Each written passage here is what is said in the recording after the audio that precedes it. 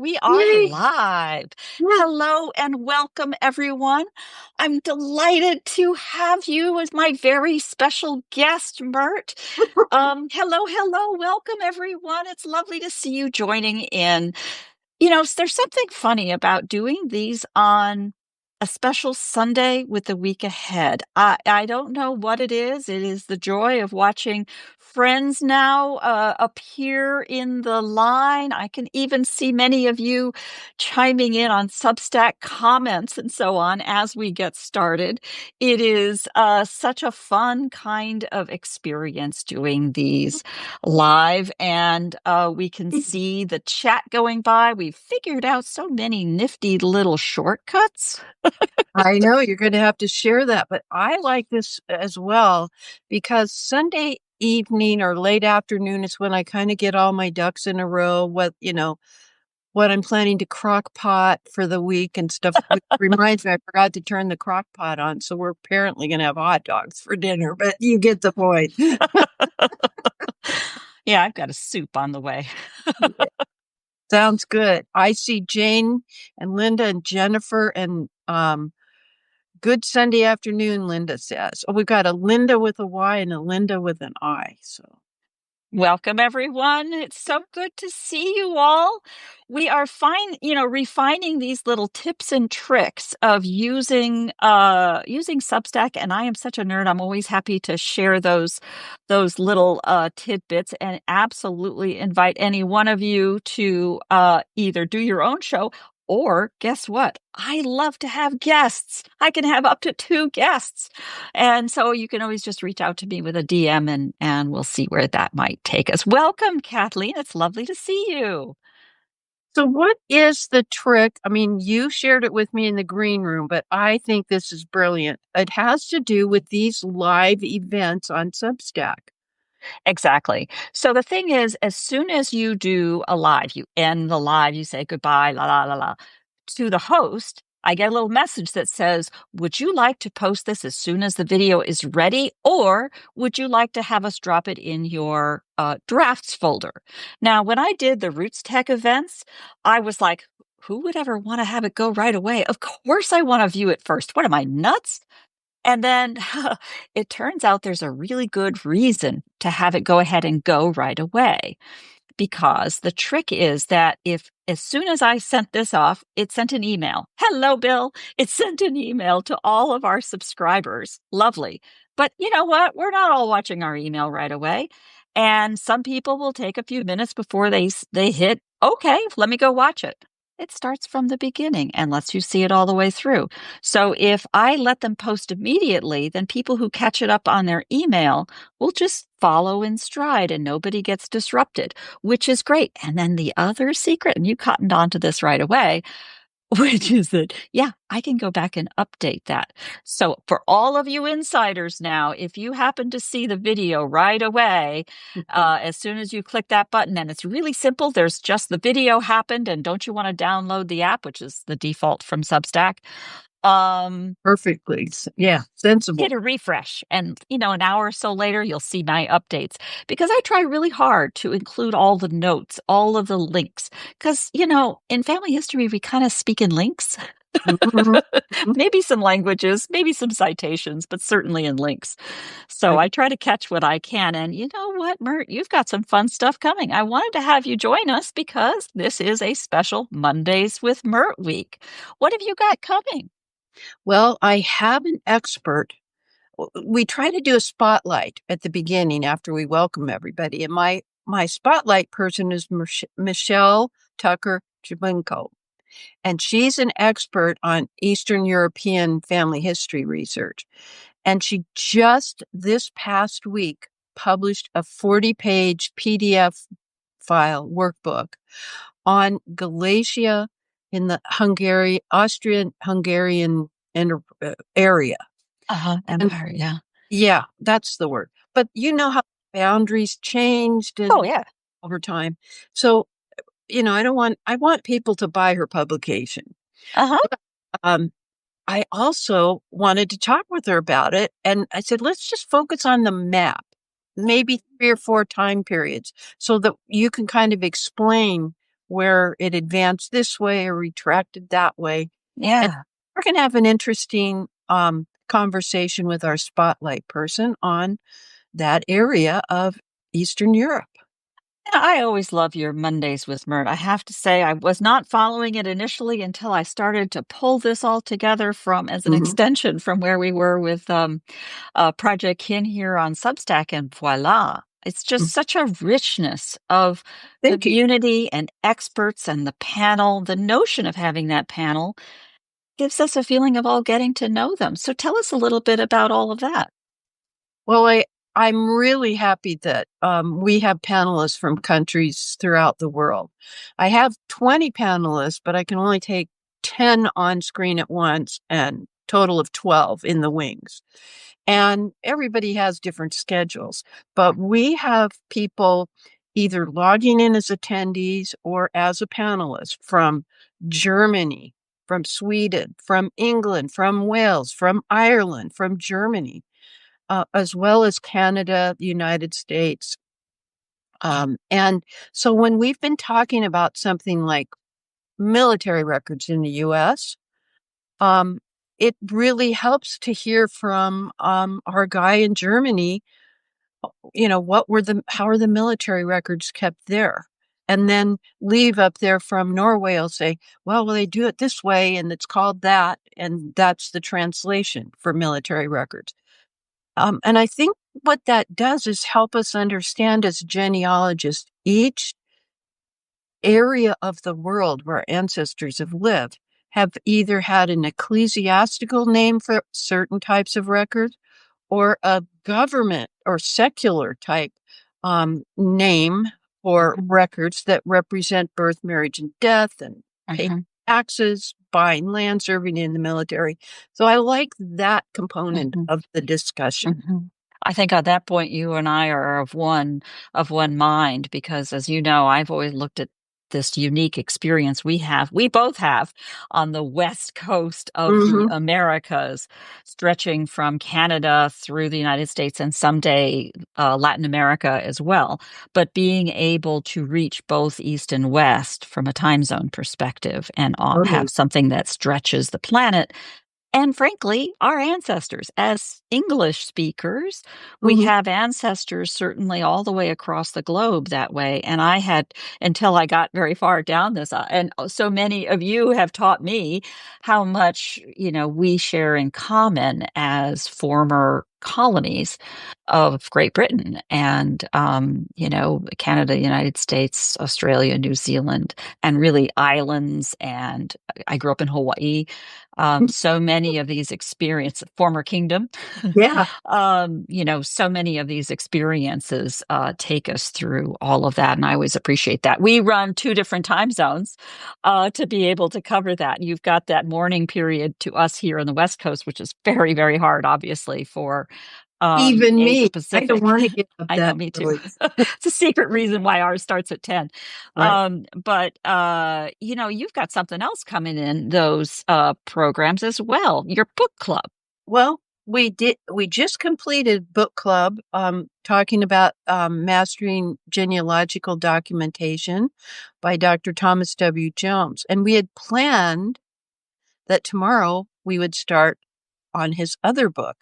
However, new information has come to light that a new publication is coming down the pike. And so I made the executive decision to pull back and not go forward with book club until that rumor comes to fruition. I have it on pretty good sources. Yeah, So, Peggy, you do. yeah, but I want to talk about something you did, and it has to do with podcasting. Very smart woman. What is the podcast option that you turned on? Tell me about it on Substack.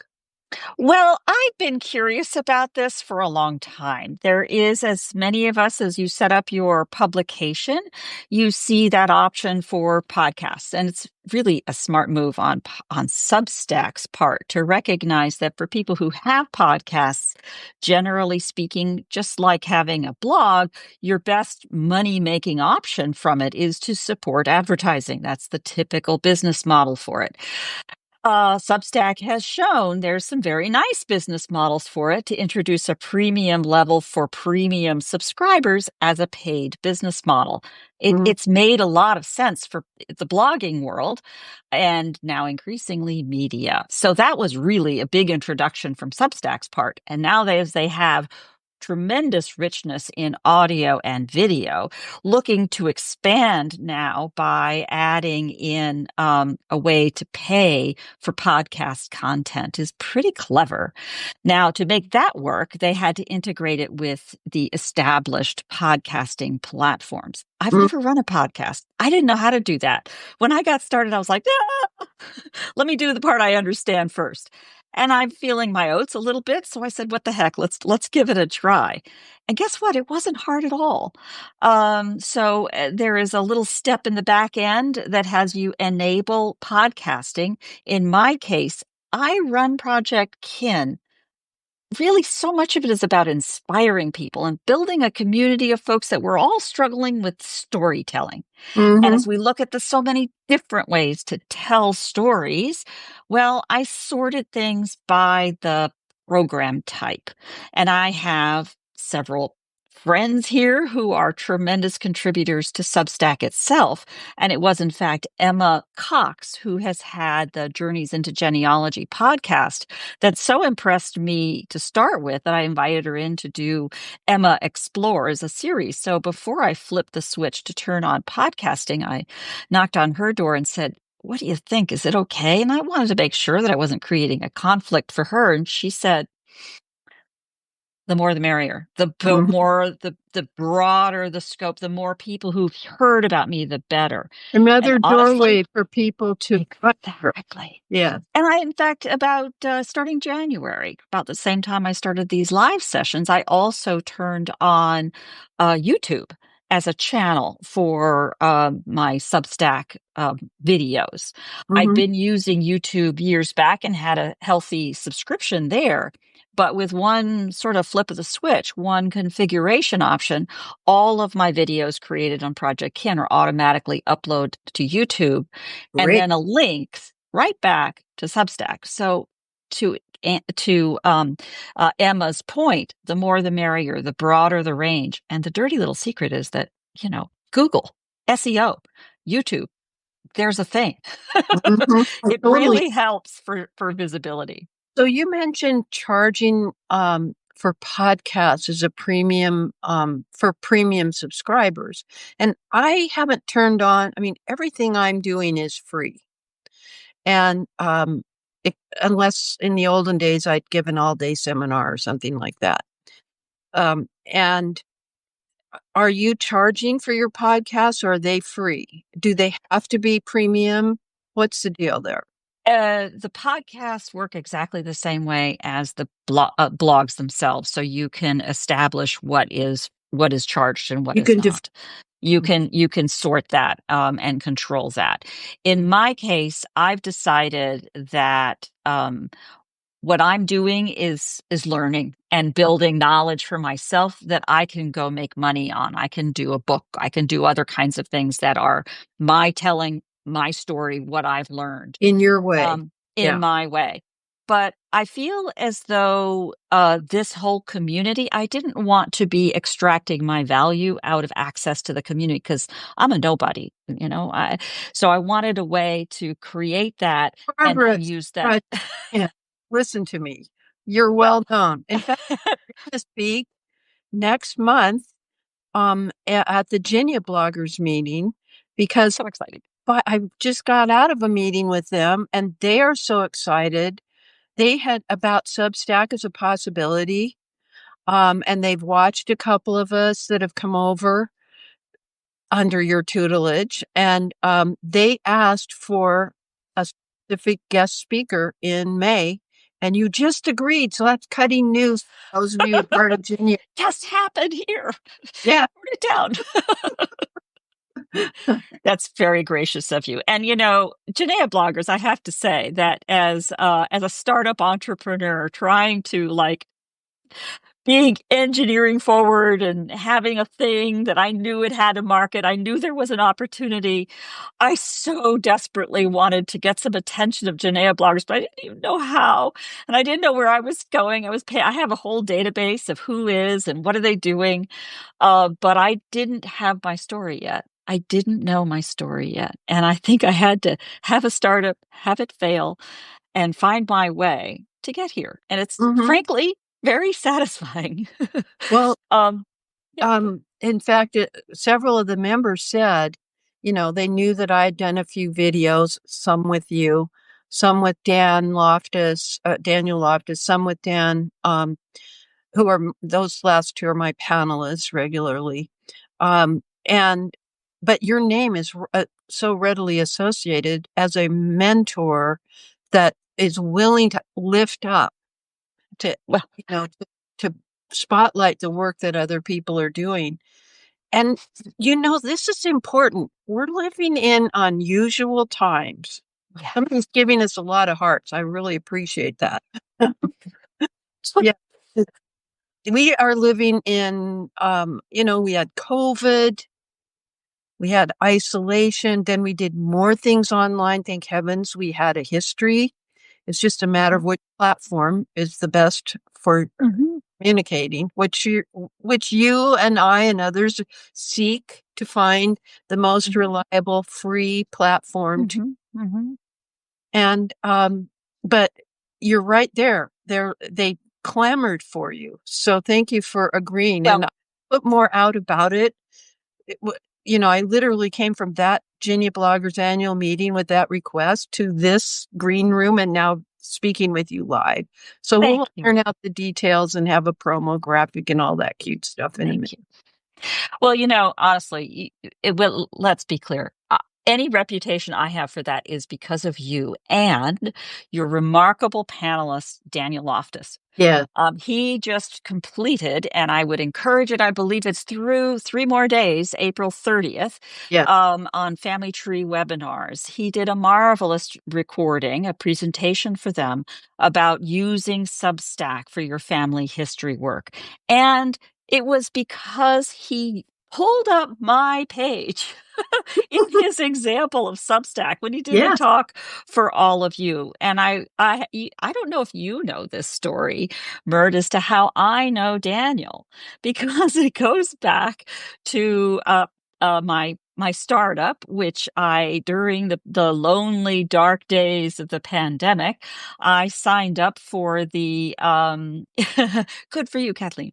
I signed up for a trade show, the UK Genealogy show, which was 24 hours, starting at noon in 4 a.m. in California, and went for, as I recall, a full 24 hours or maybe even 36 hours, something like that. And it had this funky live interface a live interface that you could see people moving around and come to visit your booth, and then you would chat with them through a Zoom interface. Well, there I was at 2 a.m. in California. It was dark. Everybody was asleep, and Daniel is in his own booth. So I go over there. I say, hi. So we chatted for like an hour. A lot happens. But that was like 3 years ago. He was like in high school or something. It's Daniel. And now he's graduated and he's working on another certificate. And what a star. What a star. The young ones. I posted the link to the webinar that you're referring to. I was looking away, but I'm pretty used to multitasking and hearing you in one ear and typing on the, So hopefully people will tune in on that. I think that's a good basic primer for, demystifying Substack. Exactly. And I think the most important thing to keep in mind here is the pay it forward ethos that we all learned, especially in the early days of blogging. If there's something that you want to say that's not very nice, take it to X, take it to Twitter. Come on, man. Your slip is showing. Yeah. Do that in a DM. It's Yeah. fine. That's what they're for. Yeah. But celebrating. I always like that as a verb in this environment. Celebrating the work of others, showing what it is that they're doing that is different, that is welcome, that is inviting and encouraging, and stepping things up. I just noticed Kathy Stone just joined. As a matter of fact, we were talking about all of the different people. As Projectkin, I talk about what I do as a ringleader, because it's not mine. It's all of these wonderful people. I just spin plates. And it's Kathy Stone is our cornerstone, coming with me from my previous startup, where her first episode aired, essentially, till we became eventually Projectkin. And there we talk about the artifacts, the photos, the pieces, the jewelry, all of the little bits and pieces that were passed down to us that then roll into our family history. And we have, of course, Emma Cox. I guess I can see how I made that mistake. Emma Cox, with her proceeding on her own family history, looking at the tools and techniques that she's learned as a professional, carrying it forward. And then our project recipes that are bringing up these ideas that all of our members, including, I saw you, Linda Hines, did a wonderful one about cloth stories, for example, that's now part of our little ongoing podcast. So always thinking about new ideas. I have a wonderful series that I wanted to check in with Jane Hutchin before I add to the podcast, of her fabulous How We Memorialize series, which is a series of interviews talking to really world leaders about their experiences, and how everything from eulogies to stories about loved ones, and retelling their stories in the fabulous ways that they can be done today. So I look forward to more from those. Well, it's pretty exciting. So you taught me this. We're here on the phone communicating using the Substack app in this Substack Live that you initiated. You sent me the invitation, but you before that had given me advice to open up my web browser so I could see who's coming in. I could see the comments. I see Deneen is here. I don't know if that's my Deneen or your Deneen, because I have a Deneen in California. Welcome, Deneen. Well, either way, yeah. Because what is important to me is the feedback, things like that. And also thanks to people who are subscribing to my Substack. I appreciate that. And that's the other thing that can happen spontaneously. If they like meeting people through your Substack lives, now I have a new follower, and I appreciate that. So thank you. You have 3 featured items in your podcast right now. I remember that first I saw that you turned the switch on for podcasting, and secondly, that switch was good. Intrigued me, but then you immediately told me about 3 different initiatives that are part of it. Tell me more. So, sure. The way podcasts work in Substack, and it took me doing this to figure it out. I don't turn podcasting on for my Substack. I turned it on for each of my sections. There's sections and tags. That's a whole separate conversation. But you can use any post can appear in a section or in no sections. But one post, yeah. I'm taking notes. You're taking notes. And my sister podcast, my sister publication, the Mission Genealogy, where we work with each other to try to give everybody a leg up and guidance on what they need. I did a talk over there for our office hours, talking about sections and tags and some of those kinds of subtle points. But what it does is lets you group things. And group things for presenting them in different functions, one of which is how it appears on your page, and I do that heavily. But also, as it turns out, and I discovered, to group it into a podcast. So I took all episodes in one section and release those as a podcast. So I have a channel, which is Projectkin, and I have shows. They call them shows, which Mm-hmm. are each of my Projectkin series. So Emma Explores, Kathy's Corner, Project Recipes, and since the feedback was so good to the post I did yesterday, like an hour ago, I added live. Mm-hmm. And for each one that I say, yes, turn on the podcast, then I go through the different podcast services like Spotify and Apple Podcasts. And I go in and do the configuration for those. And the key concept to keep in mind in any of that is a little bit like a DNS or blogging, in the sense that you turn it on, but it needs to populate. It takes time for all of this content here to get visible over there. Yeah. So it's a For little the bit of a lens. delay. Yeah. So as is typically the case, I find, and when people ask me for support and they say, I just broke it. No, you didn't break it, and you've done nothing wrong. Either the interface is wrong, or in this case, I thought I broke it. It turned out that I just needed to wait because it needs to populate. And it's when you understand the concepts on both sides, it makes a little bit more sense. And then you get your link for what that side is, and you paste it in. You tell the Substack interface what that is. And that's how, when you look at projectkin.org/Kathy's Corner, Kathy S-Corner, which is the section for all of my Kathy's Corner episodes, voila, you'll see a button that says Spotify. And you can now listen to it while you're gardening, because I do that. I love it. So Kathy Stone says learning from each other is so wonderful. And I just, that says it all right there. That's a good note to end on if you're ready. We've got 16 people who are tuning in live. I appreciate them being here, and thanks for the, it's just scrolling by as to who's subscribing, and I really appreciate that. I don't know what I'm doing here, but I know that I have a person as Dear Myrtle profile, and I also have a publication known as Dear Myrtle's Village Square. And a worthy name.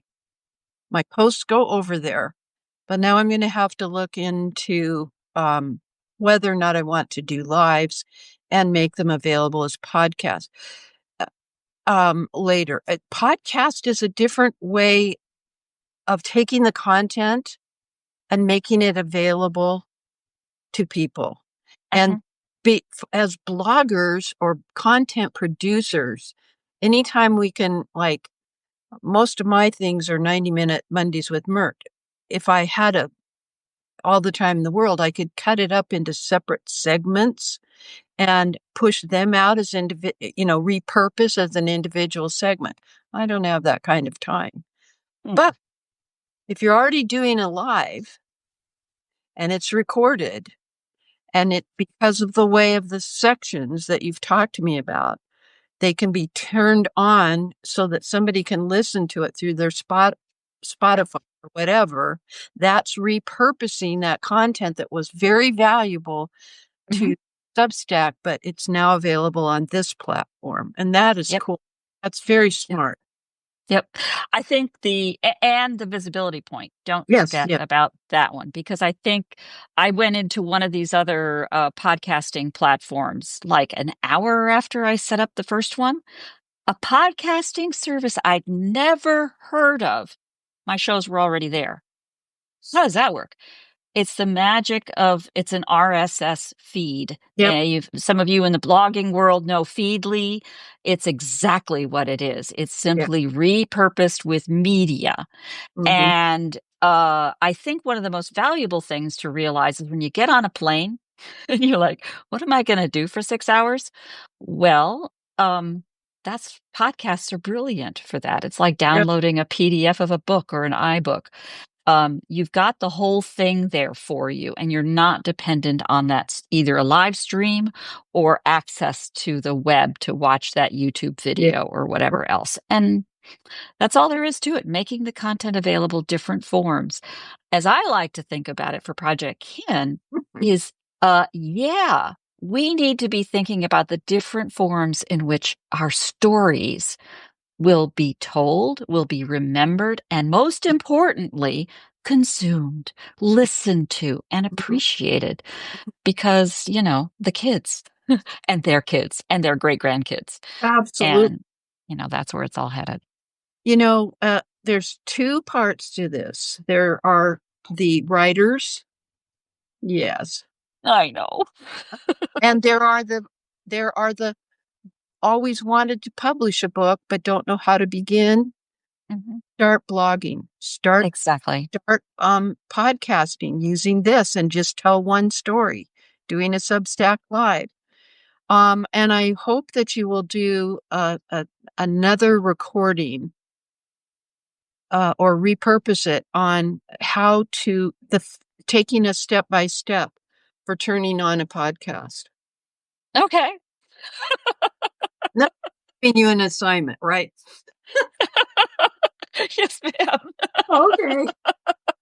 All right. Thank you so much. I love that because we're going to do more of these. Thank you, everyone, for joining. As always, a delight with Dear Myrtle. And I will be, if you have special links you want me to be sure to include, send me a DM right now because I'll be writing up the notes and including them all here. And if you just watched this and there was nothing in the post, do a refresh in an hour or so because I'll be updating it. All right.